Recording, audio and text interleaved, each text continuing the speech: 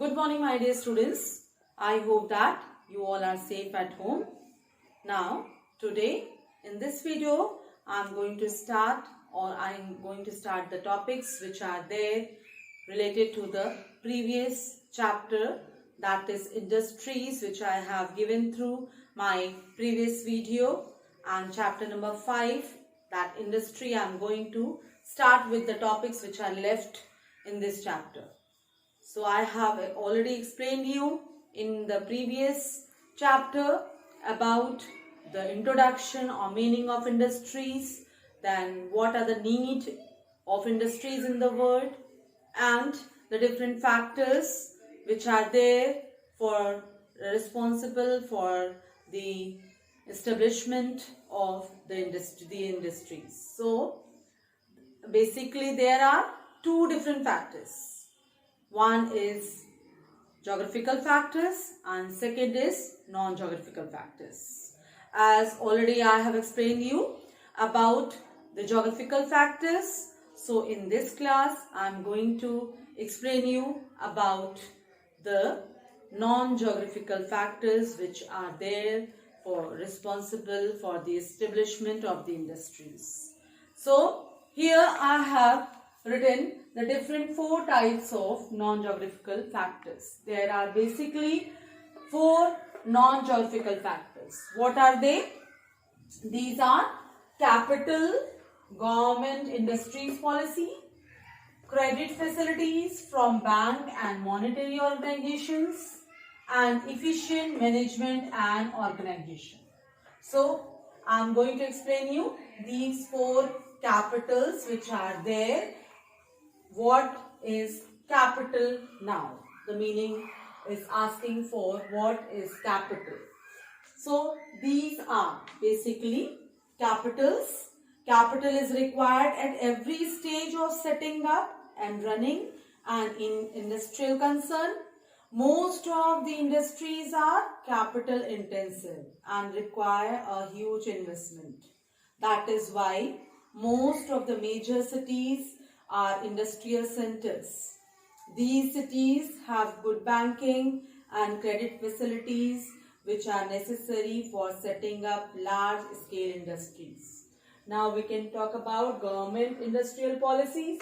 What are these government industrial policies?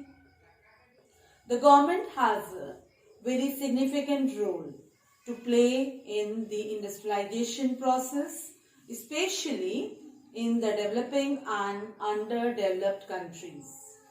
The big industries which require large infrastructure and capital are set up by the government. The government makes rules and regulation for running the industries and also provides the basic facilities like land, water and electricity. Further, it is the government which makes policies and takes decisions to protect and encourage indigenous industries. Next, we can talk about credit facilities from bank and monetary organization. So what are these? These are major cities of the world, have good banking and credit facilities system. And these all are very necessary for setting up large scale industries, and for those these facilities are provided. Now we are having efficient management and organization. What are these basically? We can say these proper and efficient management skills and technical of know-how is a must for running an industrial unit. The management must have sound organizational skills to deal with a crisis situation. So these are there, and management must tackle labor problems and avoid labor strikes and lockout. So these are depending upon the efficient management which are going to establish the different industries in the world. Now we are going to learn about the types of industries. What are the different types of industries that are depending upon the size, the nature of finishing and according to the raw material, etc.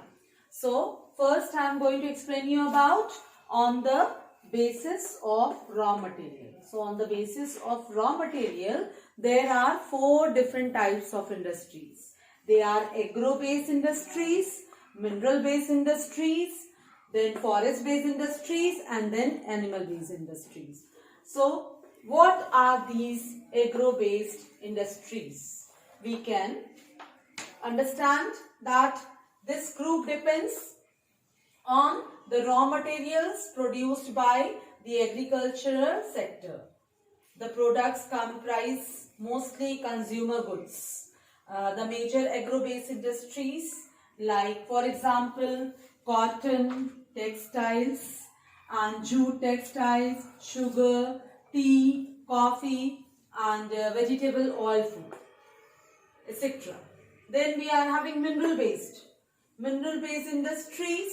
These industries use minerals, both metallic and non-metallic, as raw materials and are also based on ferrous and non-ferrous metallurgical processes.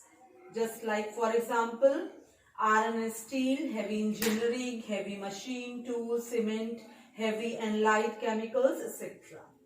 Next, we are having forest-based industries. Now, in forest-based industries, these industries utilize forest resources like wood, natural rubber, lac, resin, etc. Just like, for example, paper, plywood, cardboard, etc. Next is animal-based. Animal-based industries utilize the raw materials provided by animals like woolens, silk, dairy products, hides, skin and leather, poultry industries, etc. So these 4 are basically related with the industries which are based on raw material. Next, we are having on the basis of nature of product, that what type of nature of products they are related to the industries. Just like in this, 2 types of the industries are there, that are heavy industries and light industries. Just like, for example, for heavy industries, we can say that these industries are generally producing capital goods and consumer durable, which are quite bulky and are therefore known as heavy industries. They require huge capital, large quantity of raw materials, scientific knowledge and technical know-how and sophisticated machinery. Some examples for these heavy type of industries like iron and steel, buildings, locomotive buildings, automobiles, etc. Then light industries. Which are these light industries? These industries produce goods which are light in weight, like cycles, sewing machines, electronic goods, TV sets, radio, etc. These all are coming into light industries. Now, third is on the basis of management and ownership. Now, according to this, there are 4 main industries. These are public sector industries, private sector industries, joint sector industries, and cooperative sector industries. These 4 are related to this management and ownership. So, according to that, we can explain that what are public sector industries. Now, according to public, these industries are owned and managed either by the central government of the state. Then, you can take an example like railways, post and telegraph, oil refineries, heavy engineering, defense establishment, irrigation projects, etc. Now we can talk about the private sector industries. What are these industries? These industries are owned and managed by individual or group of individuals. They include industries like Reliance India Limited. Then we are having joint sector industries. What are these joint sector industries? These industries are jointly managed by private firms and the state or central government. Example, Oil India Limited, Automobile Corporation of Goa, etc. Next, we are having cooperative type of industries. These industries are the means of which people with limited resources can pool their physical and material resources. Just like, for example, you can take Anand Cooperative Society of Gujarat.